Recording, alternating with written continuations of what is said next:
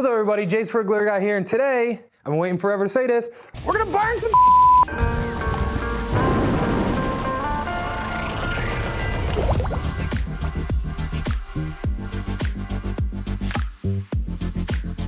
What I have is a Lichtenberg Fractal Wood Burning machine that I ordered on Amazon. You could definitely be super dangerous and home make this, but I don't recommend it, so I didn't. I actually am qualified to use this stuff because I am actually a journeyman lineman by trade. I am going to play around a little bit, if you will, with the Lichtenberg Fractal machine, and we're gonna burn some designs into this. Let me take these gloves off because they're obnoxious when you're not actually needing them. This wooden ornament that I got from, I think this came from Michael's last year.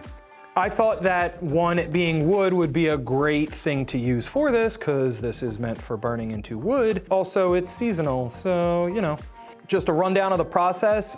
First off, I can't stress enough the dangers in playing with electricity. Like, you don't play with it, respect that shit. Be careful if you're gonna do this. Take the necessary precautions, make sure that you have either like a wood or a rubber base underneath your project that you're using. I got this rubberized cutting mat that I'm using. Honestly, probably still not good enough, but I'm going to use this for the voltage that we're messing with. What you need other than the machine itself and the wood is a way to allow the current to travel between the 2 points. And what you're gonna do for that is you're gonna mix some water with some baking soda to create a solution to help promote conductivity. I have some mixed already in a little guy. It's actually meant, I put it in a little spritzer bottle so that I could do like fun stuff, but I'm gonna actually pour some of this out in one of my little cups. And if you buy the kit on Amazon, which I'll have the link below for all that stuff, it does come with this fancy brush. So I'm gonna be using the brush to apply the solution so that we can make hopefully some cool stripes and patterns in here. When we're done with that, and we burned some patterns in, we're gonna go back with some mica tinted UV resin. We're gonna fill in those gaps and hopefully we end up with a cool looking ornament. Let's see what happens. Oh, we're gonna follow safety precautions, okay? Safe. So I have everything hooked up already. The one that I got comes with a foot pedal for the on off, which I love. Extra safety there. Make sure we have our rubber gloves on. This is something that is more of a lineman thing, but your rubber gloves, don't take for granted that they're good. And in order to test rubber gloves, what you do is this.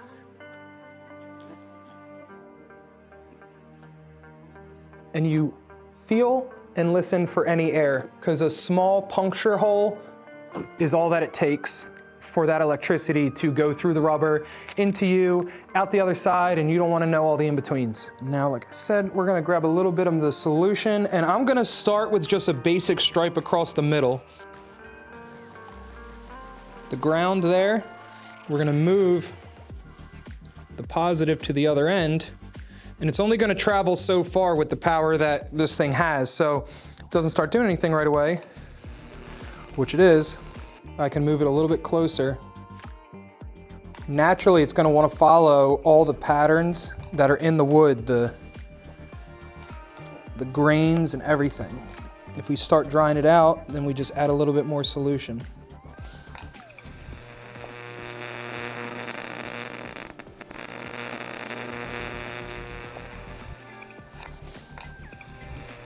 We'll let the smoke dissipate a little bit.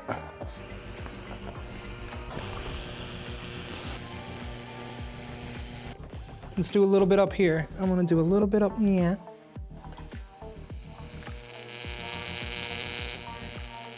I think I'm gonna just try and do the bottom portion of this to be all fractaled up.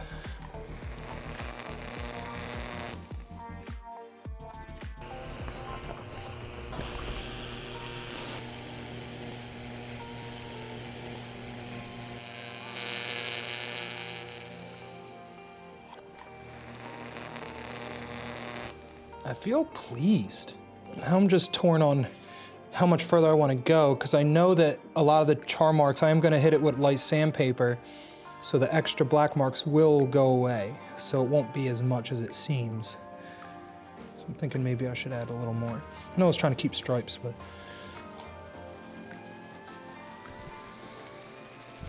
I'm gonna go with that. All right, guys, so continuing on with the whole safety first, I turned it off and it's unplugged. A sanding block here, all set. There's plenty more that I can sand this down, but I just wanna see how it goes. My impatience is taking over. Little cup, some UV resin, gloves. Anyway, back to it, UV resin, green.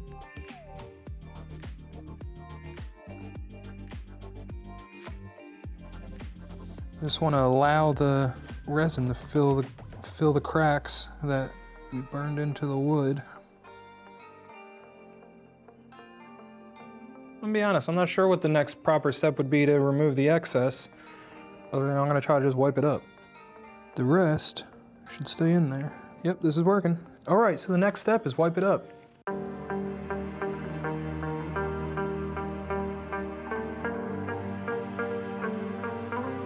I'm definitely far more pleased with using the silicone brush to squeegee the resin in and out of the cracks. I think it didn't pull as much out as when I just like went and wiped it.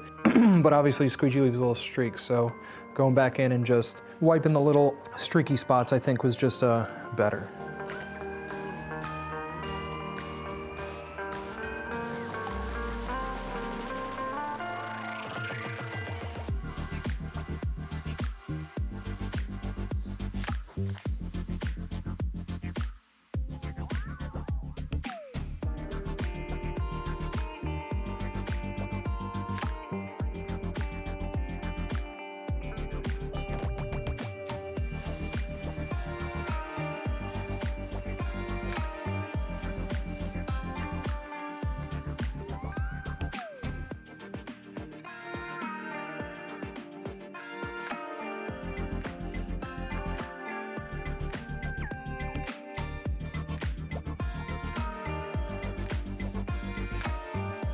I feel better about that. Still missing something, but I ain't touching it anymore. So honestly, guys, if you want to comment on this thing and tell me what you think it's missing, I'll go back and add it. Maybe like not in a timely manner, but I'll consider it. I overall enjoyed it. I wish I burned more patterns into it, but also like learning curve.